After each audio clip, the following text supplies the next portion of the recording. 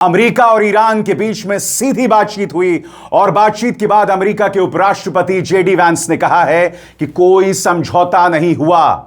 दूसरी तरफ ईरान ने अमेरिका पर कहा है कि वो देश है जो लगातार वादा खिलाफी करता रहा है, यानी कि ईरान ने एक तरह से स्पष्ट संदेश दे दिया कि अमेरिका पर विश्वास नहीं किया जा सकता। तो क्या इसका मतलब कि जंग दोबारा होगी? उसके लिए सबसे पहले मैं आपको बताना चाहता हूं कि अमेरिकी राष्ट्रपति डोनाल्ड ट्रंप क्या कह रहे हैं। उनके इन तेवरों से स्पष्ट हो जाता है कि जंग होगी या नहीं होगी। डोनाल्ड ट्रंप से पूछा गया कि आप क्या कहना चाहेंगे, तो डोनाल्ड ट्रंप कहते हैं कि मैं तो जंग जीत चुका हूं, मैंने उनके सभी नेताओं को मार दिया है, उनकी नेवी बर्बाद कर दी है। मगर उनसे यह भी पूछा गया कि चाइना ईरान को नया वेपन्स सिस्टम, हथियार सिस्टम दे रहा है। और याद कीजिएगा, कल इसी मंच पर मैंने वो कार्यक्रम किया था। जी हां, शायद मैं इकलौता पत्रकार हूं जो मैं आपके सामने ये शो लेकर आया था।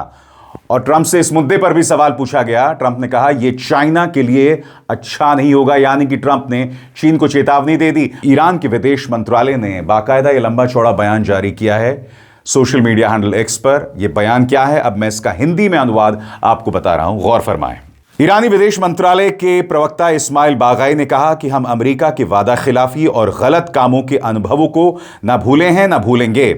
जैसा हम दूसरी और तीसरी थोपी गई जंग के दौरान अमेरिका और ज़ायनी हुकूमत के किए गए जघन्य अपराधों को माफ नहीं करेंगे। बातचीत कई मुद्दों पर हुई, जिनमें हॉर्मूज जल डमरू मध्य, परमाणु मामला, जंग का मुआवजा, प्रतिबंध हटाना और ईरान व पूरे इलाके के खिलाफ जंग को पूरी तरह खत्म करना शामिल था।